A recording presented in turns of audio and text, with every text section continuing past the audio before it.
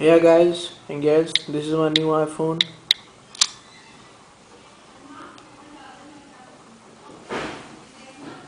So I would like to tell you something about it, that this installer is not safe to download applications from, because this had corrupted my Macintosh OS of Apple iPhone.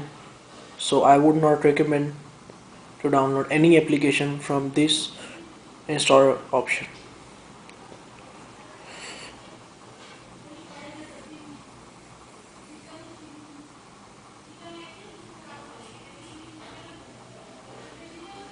As you can also see, whatever package you will be going to download, it will say like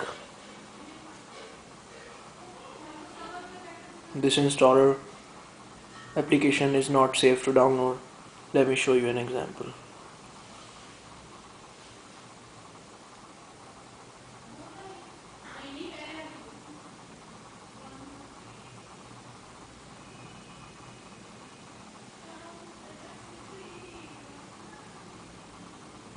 There are few packages which is not safe. I would not say all the packages are unsafe to download, but still I would not recommend anybody to download any application from this installer option, as I have lost my OS and reinstalled it again 2 times.